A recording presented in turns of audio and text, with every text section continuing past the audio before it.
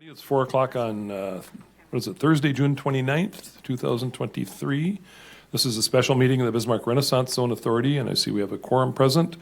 And first order of business, I'd like to welcome our newest member, Nancy Guy. Welcome, Nancy.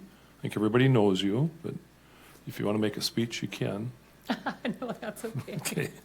So, welcome. Thanks for joining us. We appreciate all of everybody's volunteer time on these bodies. First item of formal business on the agenda would be to consider the minutes of the May 11th meeting. Any changes or corrections, or if not, is there a motion to approve? Is there a second? Second. Moved and seconded. No further discussion. All in favor say aye. Aye. Opposed, same sign. That motion carries. Item 2 on our very brief agenda today is discussion about the Renaissance Zone program renewal. And Daniel's going to lead off with that. Good afternoon, authority members, Chair. Thank you all for coming to a special meeting. We wanted to give you an update on the process for renewal of the Renaissance Zone program. And based on kind of the timely nature of this process, we, Chair Christensen thought it made sense to meet now rather than waiting until July to make sure we're not missing any deadlines with the other boards that we need to approach. Just a little bit of background, and you do know from your May meeting that the City Commission has voted to give us staff the green light to approach the chamber of the different boards and then ultimately the state with a request to renew Bismarck's Renaissance Zone program. So we are in the process of figuring out the best way to do that in a way that would get the information in front of the decision makers as accurately and the relevant information to them, that is. So a meeting was held by the Bismarck Mandan Chamber EDC. I know several of you were there, and thank you for that and for representing the Renaissance Zone Authority there. There were a number of other board members from the public schools, from the parks, from Burleigh County, as well as the City Commission at that meeting. And it was, I would say, a very positive meeting. I think others could give their impression of that as well. But they did give us some direction in their view of how to approach this process. So there is a memo in your packet that lays some of this out. But the guidance we received was to go to each of these boards twice and to go one time with simply with information, with asking questions, giving the boards the ability to really, state their concerns or ask questions of us, and then we'd have time to respond to those questions before the next meeting. And then the second meeting would be the request for support that we are required to have to continue the program. So there's a kind of a tentative course of dates that are provided here. I have confirmed with the staff from each of these boards that we could be on those agendas, and we would be available for that. We could certainly discuss who may want to give the presentation. I and or Ben could be available to do that unless somebody else would choose to do that too. That would be an option. The public schools would be meeting in July, on July 10th, and then again on August 7th. I will be out of town, but Ben Arith could present in both of those times. The parks board, did I say parks or schools? That was schools that I mentioned before, but parks would be July 20th and then August 17th for a final decision. And then Burleigh County Commission could potentially be July 19th and then August 21st for a final decision. I will remind you all that the soonest the Renaissance Zone program could be renewed would be August 1st. That's when HB 1266 would take effect, which allows us to do this. So none of these timelines would get us right on that date of August 1st, but it would allow us to perhaps by the end of August, if all of the support is received, send the letter to the state. Maybe I'll stop for some questions, but I do have a draft presentation that I'd like to share with you and give you the chance to have some Questions feedback. of Daniel at this point? Anybody? Any questions?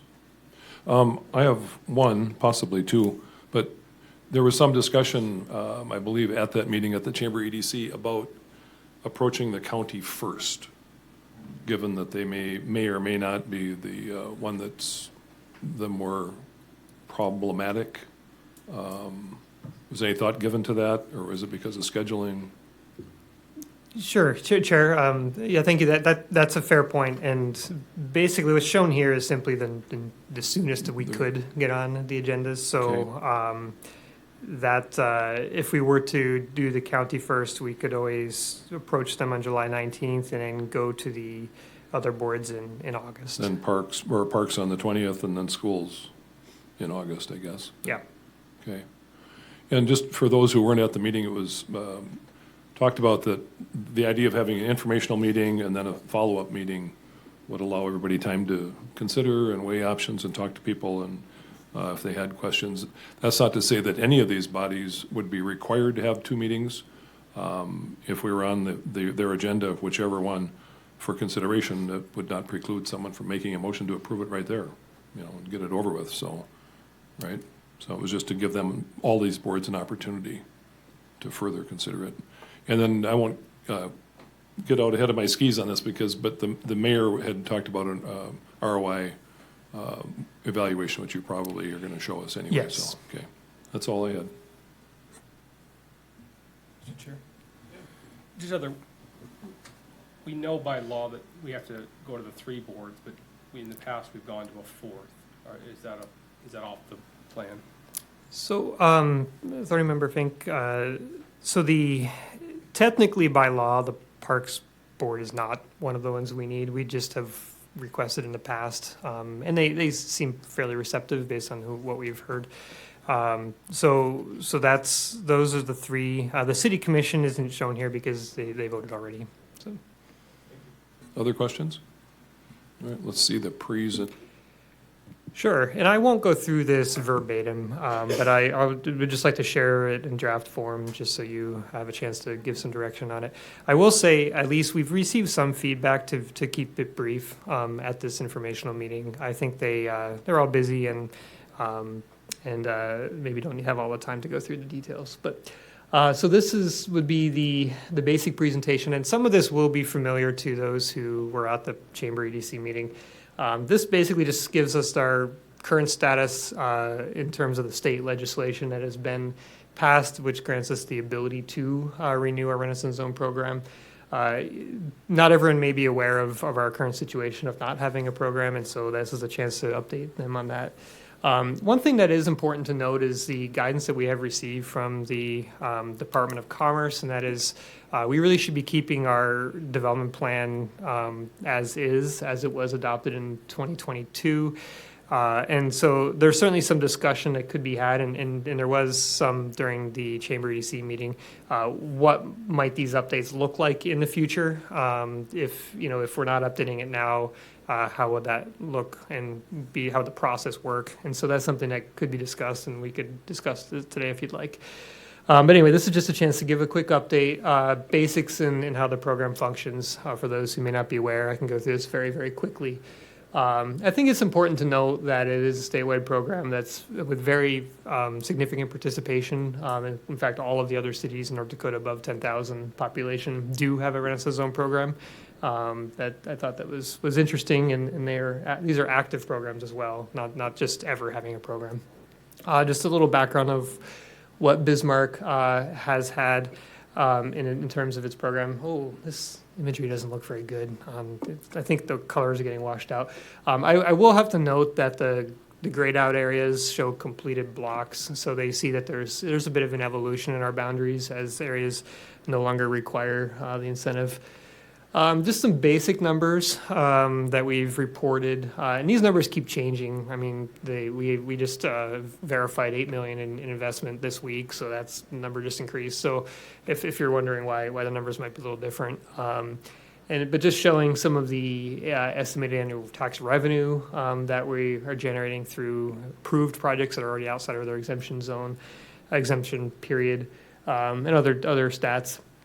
Now, this is some new information. Mayor Schmitz is a CPA and has a background in doing return on investment analysis for various investments. And so he took it upon himself to take some of the data that we have in our assessing records and Renaissance and administrative data and perform an analysis using some of the terms that you might use for a private investment. And so this is an example for Civic Square, probably one of our earliest rehabilitation projects that we have. And so basically, it shows before the Renaissance Zone what we were collecting annually in taxes, we being all taxing entities. And then during the exemption period, what the public investment in terms of foregone taxes would be. And that's based on what was being collected prior to the investment being made. And then he does adjust this for future values. I think that's a question that has come up as well, and to make sure we're bringing these all into the same comparable time for our costs and benefits. And then after these projects re-enter the Renaissance Zone, or I'm sorry, re-enter the tax rolls, what is the value at that point, and then what are we collecting annually on that? And then based on all of those assumptions, how long will it take to pay back this investment? And then after 10 years will be the return on investment for the what was made. So you can see just the Civic Square project. I mean, very attractive. I think if you were to invest in something, you'd see that as a good return. So I think this may be people who maybe know how return on investment works might this might appeal to them. I think we could use some guidance in how to communicate to those who may not use these terms. Quality title is another example. We picked 4, and I think that was some guidance that we did receive during the Chamber EDC meeting. I think looking at the program as a whole, we may lose some of the details, and it may just be a little overwhelming. But if we just pick very concrete examples, it can show this more clearly. This is a case where it's not as attractive of a return as some of the others, because we had a building that had pretty significant value already, and we were collecting taxes on already, and then it may be increasing in value, but not by a huge amount. And so you see the return being 22.9% after 10 years, but it's still a fairly reasonable payback period of 3.91 or 4.6 years. Now this is a case where it's unique. So the numbers don't really make a lot of sense, but I think it is important to explain these situations as well. We have a property that's generating no taxes at all, and then during the exemption period, there's really no public cost because there was no taxes generating beforehand, so that nothing has changed during that 5-year period. In fact, this doesn't get into it, but their land value is taxes are being paid as well. And then when it does re-enter the tax rolls, which would be 2028 in this case likely, then it is generating $104,000, projected to generate that much in taxes per year. So it doesn't even make sense to calculate return when there's no cost essentially, but that's just something to make people aware of. And then 100 West Main is the 4th project that was selected. And this had some value prior to the project being initiated. It was a new construction project, so there was a demolition and reconstruction.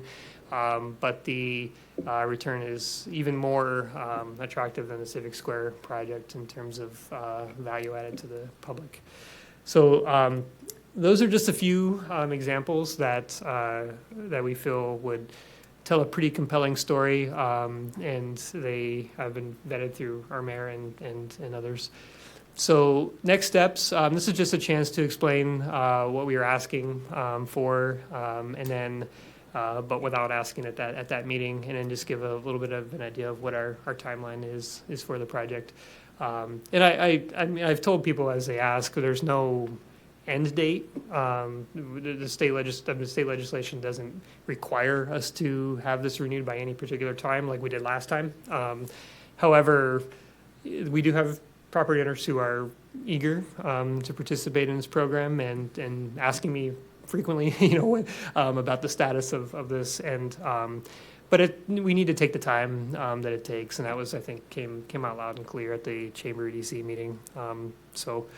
If you have any comments on this or any things that you feel need to be added to, you can tell I didn't include a lot of the visuals that I had before, just to keep the time down and also to not repeat too much.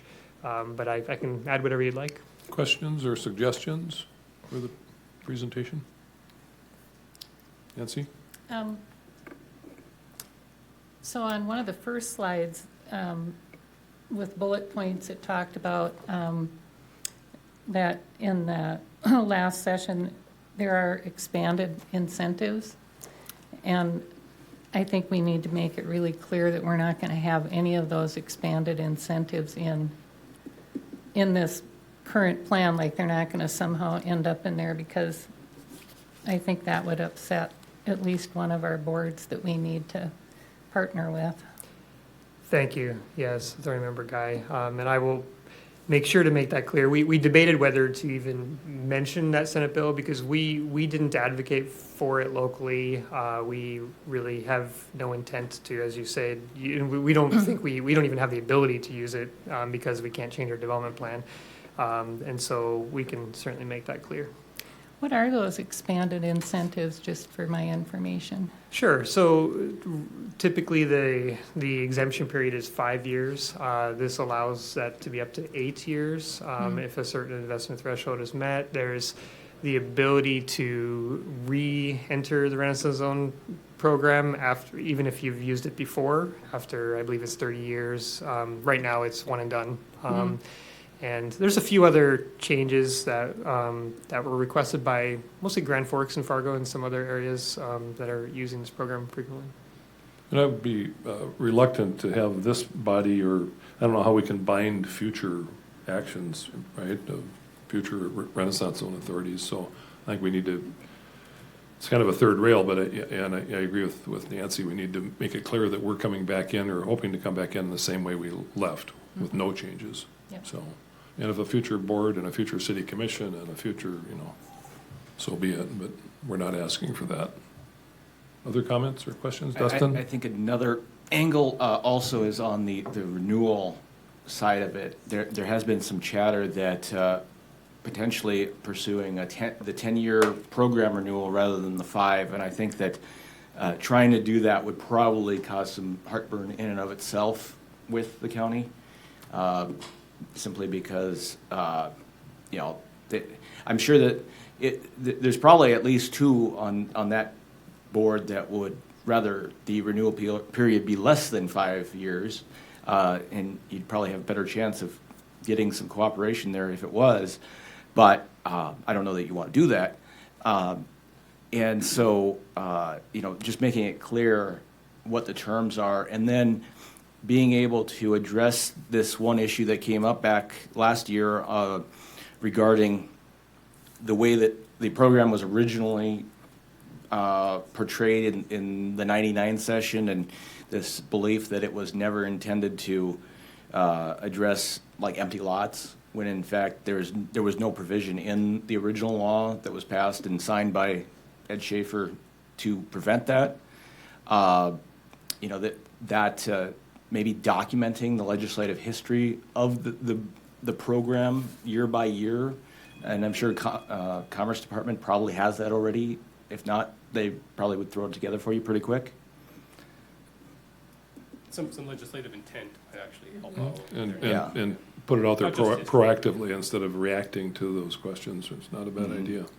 Because it's been used for empty lots, it's been used for new construction of apartments and everything else since the inception, since the beginning. So. Yeah, and I mean, ironically, one point that I make with some folks is that the ROI on the empty lots is higher than on the rehab.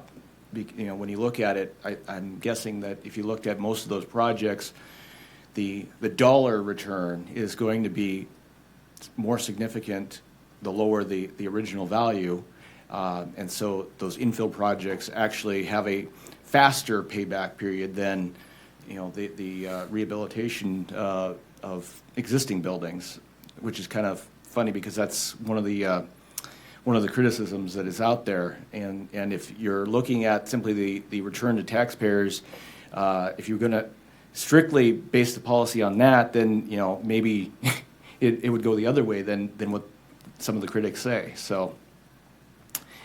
Those are just my thoughts on it. Daniel, you're noting all this down, right? I am. Thank you. These are some great points. And Joe? Yep. Good. One thing that what Chair Christensen was talking about is I think this board's pretty open to involving the boards that are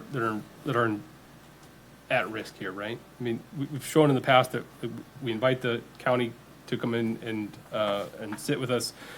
I can't speak for everyone else, but I would certainly be open to having the other board members at some point in time, if this gets renewed, like, be active in this. If it's a board seat or if it's just coming to meetings. I like it was mentioned in one of the questions that came up in your package here. I was gonna say, that piece of, appointing somebody to this commission, because they make decisions too, but I kind of like the idea of doing what we did up at the chamber and doing those even just quarterly or, just to have that conversation. Yeah, one of the other suggestions that they gave was to give annual updates, and I think we've already, as a part of our program, committed to doing at least one update to the county. Correct. So, Actually, I think extending that. we agreed it would go to all the political subs. Was it? Okay. Sure, yeah. Thank you. That's correct. Or potentially through an intergovernmental meeting and Yeah. doing them all at Gotcha. once.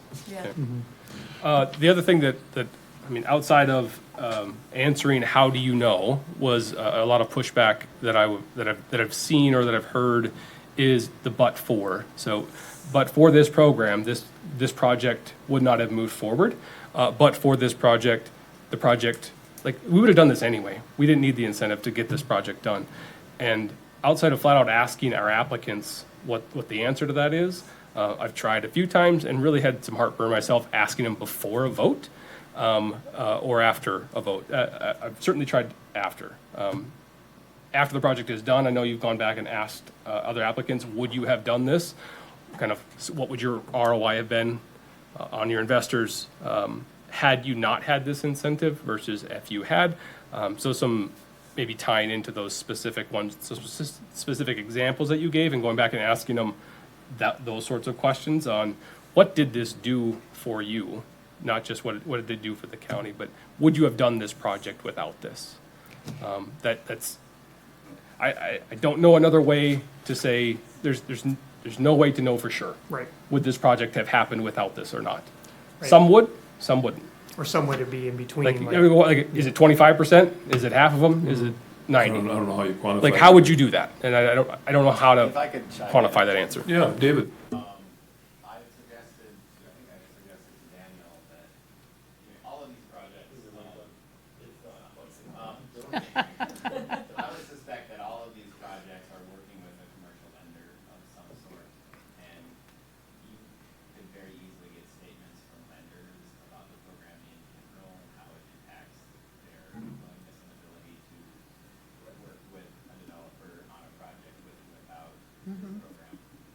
I suspect there's plenty of lenders who would be willing and able to make statements like that, so it may not even be the project developers themselves, but the lenders who generally participate in these projects and certainly shed light on how that impacts their ability to participate in the project.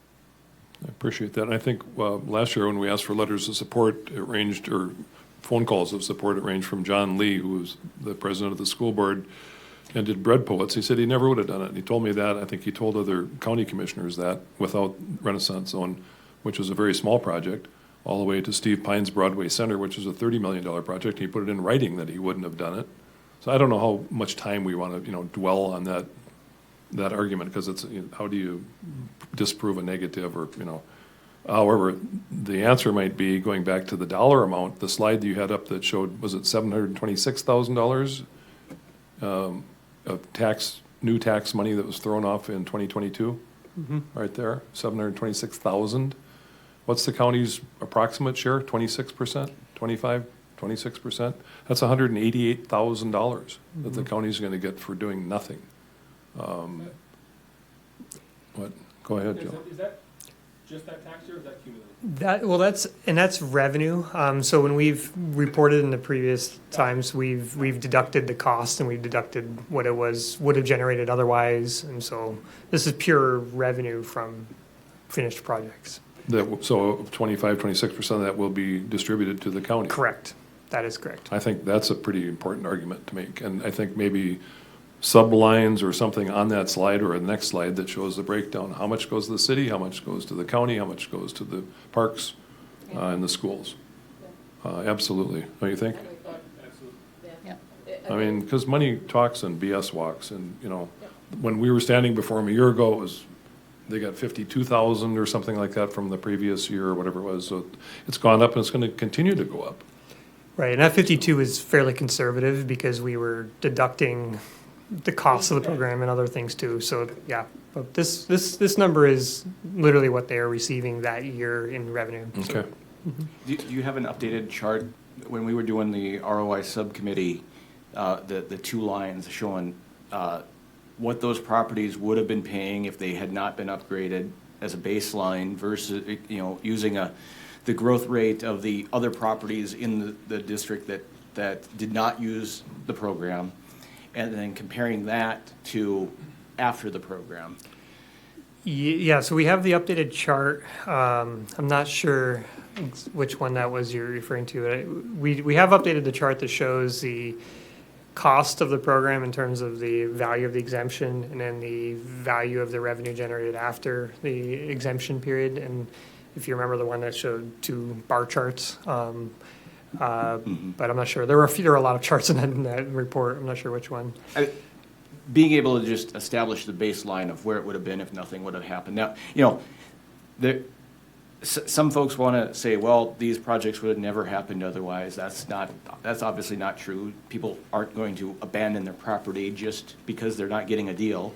But it's also not true that all of it would have happened without it either. So being able to chart, you know, some sort of, you know, if I'm remembering right, it was like 11% with the program and 4.8% without the program. So the difference between those is probably the value of the program.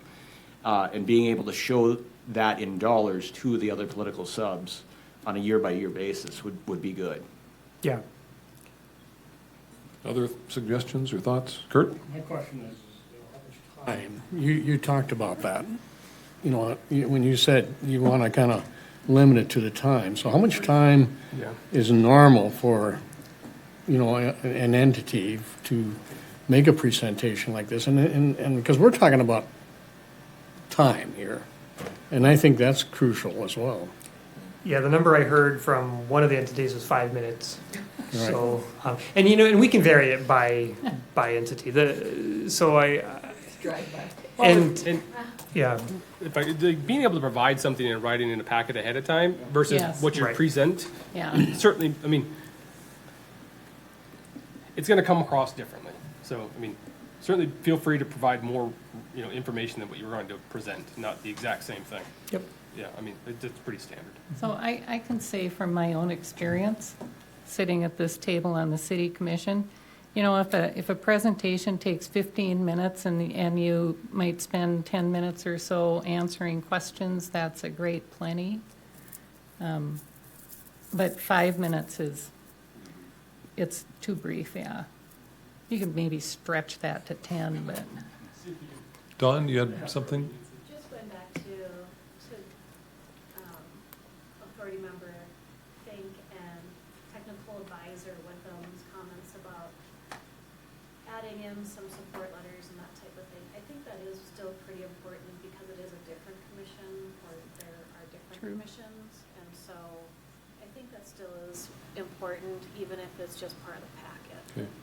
So if you're at home and listening and watching, Dawn's comment was that we need to have support letters in the packet. And do we reuse the ones from last year or get them updated, Daniel? Or, because I'm sure there's new ones that could be added as well from certain developers out there, Landers and others, but.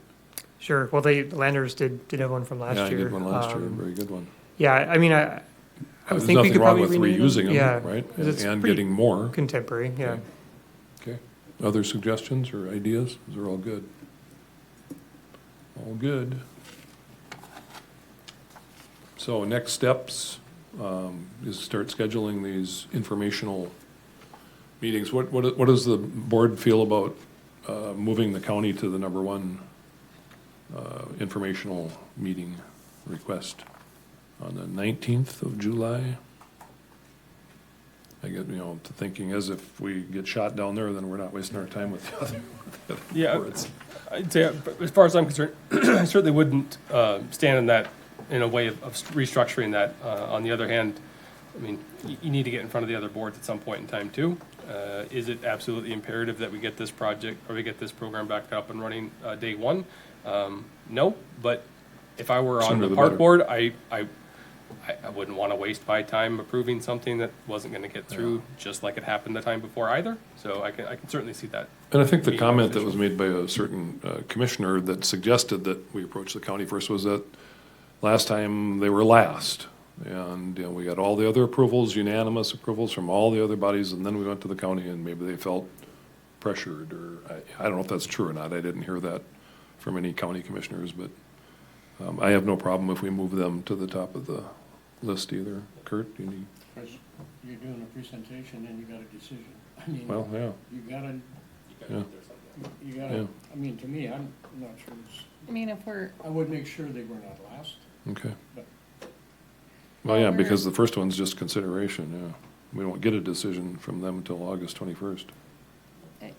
Nancy? yeah, well, if we wait, I mean, July 19th is the first opportunity we have to get in front of them, right? Correct. So if we wait, then. But they would be the it- very last one to make a decision Yes. because of just the way the calendar works, So we would have to, I mean, we would further delay all the others. all of our other ones. So it just depends on how, do we want to take this into September No. or not? I think there's nothing to say that they can't make a decision. Well, yeah, I said that early on, sure. At Any of the bodies can. Right, these aren't public hearings, so they don't Right. need to be noticed or anything. Well, it seems, is it the consensus that we approach the county first with at least the consideration approach? I would agree with that. And, you know, then continue on with the other ones and see what happens? Do the other entities, do they meet more often than the county does? The county meets twice a month, just like the city does. I don't know about, Okay. Schools meets twice a month, although in July, they're not having a second meeting. So, Oh. but they probably will have a second meeting in August. okay.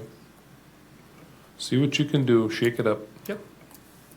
Sounds good. So what I'm hearing is that we will not be meeting on July 10th with the public schools. We would push that back and make sure that Burley County gets the first consideration on July 19th. I think that's what everybody's Mhm. saying.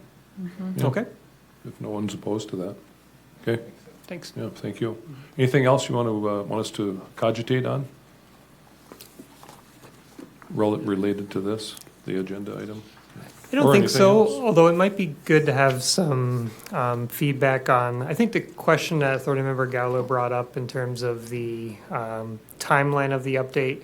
Right now, we are just kind of keeping that empty, but it certainly if Burley County was more comfortable with a 5-year update and was not interested in a 10-year, I mean, I think we'd all think that's better than not having a program at all. And so, so I don't know if that's, do you have any guidance for me on the fly responding to requests from Burley County? Well, my response is that what we've been told by Commerce is to come back in the way it left, and that's 5 years.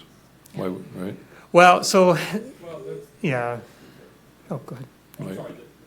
You're going to say it better than I could. So the development plan doesn't actually stipulate the timeline of the renewal at all. It's just, the development plan just stipulates how we run our program. And so the timeline of the renewal is something that the Department of Commerce had sought in the legislation. And so they're the ones that are, I'd say, using the 10 years as a default, because that's how it's written in the legislation. So if we were to bring this program to them as a renewal without stipulating a timeline, they would treat it as 10 years. That's their preference. However, if we were to give a lower time than 10 years, they would honor that. Kirsten? So can we go to them saying that we would go back with it with the 5-year then and letting the commission know, county know, that is our Sure. intent to go back for the 5? Mhm. Yeah. I thought at the chamber setting, I thought he said it was going to be 5 years. Okay, then we can do that. But I would be opposed to going any lower than that, any less than I that. would Oh, agree. 5 is fine. I would make a motion to say that we are requesting not to exceed 5 years. Is there a second? I'd second it. Okay, moved and seconded. Any further discussion on not to exceed 5 years language? You just, Go ahead. Just make sure that you're going to ask them for a letter, in their letter of support, to support it for a period of no greater than 5 years, is Correct. what you're saying, right? Okay. Further discussion on the motion? Hearing none, would you call the roll on that one, please? You get to do something over there. Authority Member Guy, Yes. Authority Member Fink, Yeah. Authority Member Dvorak, Yes. Authority Member, I'm gonna butcher this, Gavrilo, Yes. Authority Member Wall, Yes. and Chair Christensen. Yes, motion carries, thank you. Right, need any further guidance from us? Thank you. Unless you Clear have as any. mud? Anybody else have any, well, probably won't meet on July 13th then, Oh, or is there some other item of business? yes, we have two designs, two, maybe Oh, three design design review. review Okay. items, so, Okay. yes. So we'll meet as the Downtown Design Review Committee. Correct. On the 13th. Mhm. All right, anything further? Anybody? Joe? The only other clarification, and you might provide this later, Daniel, is are you wanting or expecting authority members present at the meetings? And obviously, you're probably going to have to post it, I would assume, right? You probably have to public notice it if 3 or more of us show up. Okay. I would say not if, I guess our attorney's not here, but I would say not if, if you're not meeting to discuss business and you're attending another, commission's meeting, unless, I can run that by our attorney to make sure, but I will invite all of you once we get these scheduled, and so you know when they're occurring, and you're more than welcome to come. Nancy, do you know how that works? I mean, when, We, if you show up at another body, it's already been publicly noticed, and maybe Dustin knows the answer to it. no, every time there is more than 3 commissioners at any function, whether, this is like includes rock concerts. I'm serious. Which you've never gone to one, I'm sure. No, never. No, I did run into all of us at a concert. I can't remember who it was, but yeah. And that was I- supposed to have been publicly noticed? Well, I was laughing, and so I asked Mayor Seminary, and he said, yes, it was noticed. I believe that the tradition is to notice it even if it's happenstance. Yes. If you happen to discuss business that you shouldn't have, it's better to have that notice than not. Yes. Because you're gonna, someone's gonna make a comment and then it's all downhill from there. Right. Some watchdogs. And it always, the notice always says that there's going to be no official business discussed, that they're there for another purpose. All right, does anybody else have anything for the good of the order today? One question I Kurt? have is, there was discussion, and it's covered in here, and Joel had talked about it, and that is having their ability to put somebody on this authority. Now, I don't know if that would be a city, I think so. or it had to be in the plan, but would we have an interest to go and offer that? If they wanted to have someone on this authority? I think it would be a good idea because it removes one more excuse for them to not know what's going on in the room. Well, and it offers a level of authority, like responsibility to know what's going on, A, report back to their board, B, and then some involvement in, their ability to generate revenue. Are you talking Or lack about, thereof. are you talking about a voting member of the authority? Yeah. Or are you just talking about a member No, that's no, here? a member of So are this. we gonna get a voting seat at their table? Yeah, doubtful. Well, I'd be opposed to that And personally. this is an attorney question maybe, but, should that be offered? I think the commission would probably have to vote on that, but I do agree with Kurt. I think it would be a good idea to offer it. Because as Dustin says, it removes one of their objections and it gives them a voice, and To be clear, you'd have to offer it to schools and parks and everybody else, obviously, yep. for it to be equitable. So- Well, I think that should be a topic of a conversation after we get, right? Yeah. I don't think we should condition our There's not a board, request like, on it. there's no reason for them to show up at this point, yeah. I But- think that once Certainly. once it is the program is brought back and then we are able to amend the development plan, then that could be discussed and amended in after that. Yeah, and they're obviously discussing a little bit up there, but my thought would be that you'd end up with a bylaw change and the city commission itself would need to look at, like, Alright. who's going to approve these members? Are they gonna be appointed by the members that the city appoint? Like, you run into all of that, so there's a bit of logistics. I don't, and agree or not, but I don't think that that's a thing that can't change. It is outside of the development plan, so it is something that could certainly change before we establish a new Renaissance zone, if they want to. So if it's a, look, we're not gonna approve this without having, you know, they have stake in the game because they have revenue generation from this. Should they not have a stake in at least hearing what this board does? And I can't say no there. I mean, it seems to make a little bit of sense. How that's structured and what happens and who needs to do what, I'll leave it up to greater minds. But Again, I think that's a topic for further discussion, but I don't think we condition our ask with that as a carrot.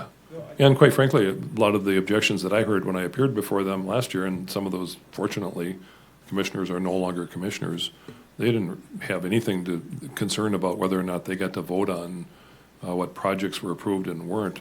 They just philosophically hated the program, period. So, all right, well, Chair, can I add one thing too? No, sure. If that were the desire of this board and the other boards, it would require a change to the ordinance. So the Renaissance Zone Authority is actually also defined in city code. And it does, I just looked it up, it does stipulate that the city commission appoints. So it can be done, but it just an a extra step. process. Mhm. Okay. All right, if there's no further business, I seeing and hearing none, we stand adjourned unless there's an objection. We're adjourned until July 13th. Thanks, everybody, for taking time out of your pre-holiday